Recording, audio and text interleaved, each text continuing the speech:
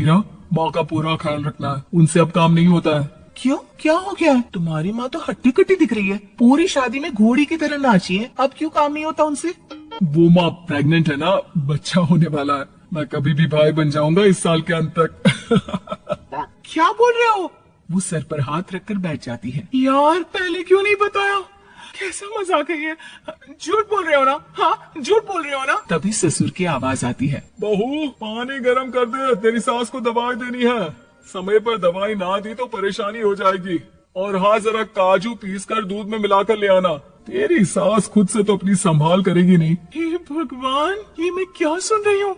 ये ससुर जी को क्या हो गया है? मैं क्या सोच कर आई थी? हाय रे, मैं तो किसी को मुंह भी नहीं दिखा पाऊंगी। अब ये रोना धोना बाद में करना, पहले गर्म पानी कर दो, माँ को दवाई देनी होगी।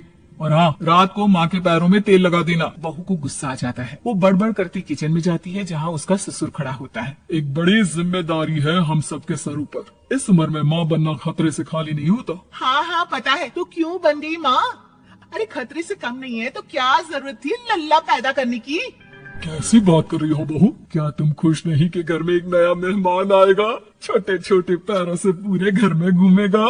पिताजी ये हाथ जोड़े आपके, आप यहाँ से जाओ, ये शायरी बाद में बताना, अभी मैं पानी गर्म करके थर्मस में दे देती हूँ। सारा दिन पिलाते रहो गर्म पानी। और हाँ, ये बच्चे की बात बार बार मुझसे कोई नहीं करेगा। बहू का पारा अब चढ़ा ही रहता था। वो काम तो सारा करती, लेकिन किलस किलस कर। मीरा सारे काम से फुर्सत पाकर बैठी होती है कि माँ का फोन आ जाता है। बेटा बहुत बड़ी जिम्मेदारी है तेरे सर पर, अच्छे से निभाना। ससुराल में हर किसी को खुश रखना वैसे तो मुश्किल है, लेकिन भगवान ही हिम्मत देता है बहू को हर कुछ सहकर सबको खुश रखने की। क्या बड़बड़ किए जा रही हो माँ? जानती भी हो कि यहाँ क्या चल रहा है? मेरी सास, अरे तेरी सास तो देवी है देवी। कितने खुश हो रहे थे सारे तेरी सूरत देख देख कर। पता नहीं जैसे बहू नहीं कोई मन मांगी मुराद मिल गई हो उन लोगों को। अरे बात तो पूरी सुनो। मन मांगे बुरा तो पूरी हुई है। अरे मेरी सास को बच्चा होने वाला है, प्रेग्नेंट है वो। क्या बकवास कर रही है मीरा? ये बात किसी को कहना मत। मुझे तो बता दिया, लेकिन अब अपनी जबान सिल ले। कहाँ है तेरी सास? बात तो करा मेरी। पूछू जरा, पोता पोती खिलाने की उम्र में खुद का बच्चा खिलाने का शौक कहाँ से आ गया? और आया भी तो बताना तो चाहिए था। अब क्या नाक कटाने के लिए हम लोगों से रिश्ता जोड़ा है? रुक, तेरे पापा से बात करती हूँ। मीरा फोन रखकर लेट जाती है। वो एक सपना देखती है कि उसकी गोद में एक बच्चा खेल रहा है। भाभी की गोद में कितना खुश दिख रहा है ना, लग ही नहीं रहा कि भाभी है। मैं तेरे लिए क्या लाया हूँ, सोने की बालियां। तेरी शादी में तो मैं बुढ़ा हो जाऊंगा ना। अरे कैसी बात कर रहा है बेटा, इसकी जिम्मेदारी तो तू ही लेगा। हम लोगों का तो कोई भरोसा नहीं, कब ऊपर वाला उठा ले। बहू को सास को देख देख कर गुस्सा आ रहा था। तभी वहाँ पड़ोसन आ जाती है। अरे बहू, तुझसे तो पूछने से भी डर लगता है कि कब खुशखबरी सुना रही है। अब तो अपनी 1 महीने की ननद की ही जिम्मेदारी संभाल ले, बहुत है। अपने जेवर भी रख देना और पैसे भी जमा करना शुरू कर दे। वो बात आगे बढ़ाती उससे पहले ही बहू जोर से चिल्लाकर उठ जाती है। नहीं नहीं नहीं नहीं, मैं अपने जेवर किसी को नहीं दूंगी। अरे कौन ले रहा है तुम्हारे जेवर? तुम औरतें भी ना सपने में भी जेवर ही संभालती रहती हो। मैंने जो सपना देखा है ना, सुनोगे तो होश उड़ जाएंगे। अच्छा, तुम अपना सपना बाद में बताना, पहले मेरा सुनो। कल मैंने इतना अच्छा सपना देखा, इतना अच्छा सपना देखा कि अगर वो पूरा हो जाता है ना तो मैं तुम्हारे लिए रानी हार बनवा दूंगा। बहू अब सारे गम भूलकर पति का सपना सुनने में लग जाती है।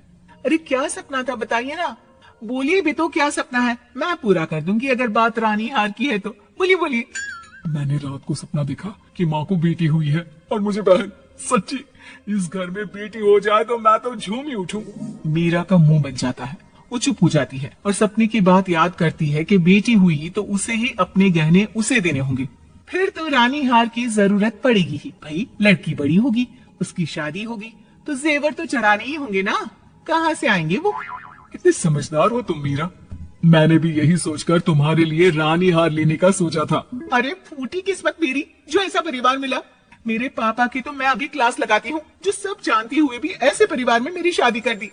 बहू पिता को फोन लगाने ही वाली होती है कि ससुर की फिर से आवाज आती है। बहू गरम पानी ले आ जल्दी, थर्मस में खत्म हो गया है।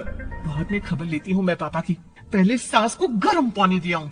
बहू अभी किचन में काम कर ही रही थी कि मीरा के मम्मी पापा आ जाते हैं। वो हाथ में ढेर सारे फल लेकर आते हैं।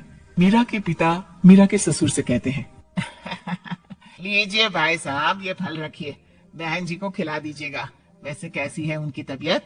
बस पता तो है आपको, ऐसे वक्त में जो होता है बस वही सब। मुझे तो सुनकर बहुत गुस्सा आया था, लेकिन चलिए, भाग्य में जो है लिखा उसे कौन टाल सकता है। डॉक्टर को दिखाए?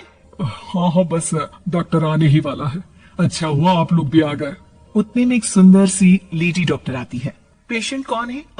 अरे नहीं जी, मैं तो बहू हूँ इस घर की। मैं तो अभी सोच भी नहीं सकती पोता या पोती के बारे में। अभी तो मेरी सास ही। अरे चुप हो जाना, देख तो ले, डॉक्टर है ये, किसी के भी सामने गुस्सा फोड़ देती है। डॉक्टर कमरे में जाती है और थोड़ी देर बाद बाहर आ जाती है। पीछे से सास भी निकल आती है।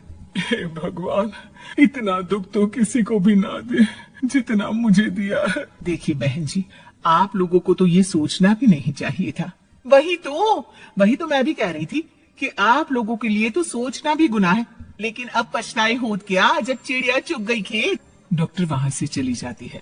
मैं माँ नहीं बन सकती, मैं प्रेग्नेंट भी नहीं हूँ। ये कैसे? तुम तो बोल रही थी कि अरे वो गैस का दर्द था और पेट भी गैस से फूल रहा था। डॉक्टर ने चूर्ण दे दिया है, गर्म पानी से फांकना है।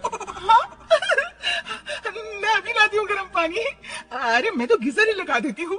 हाय रे, खुशी के मारे पागल ना हो जाऊं।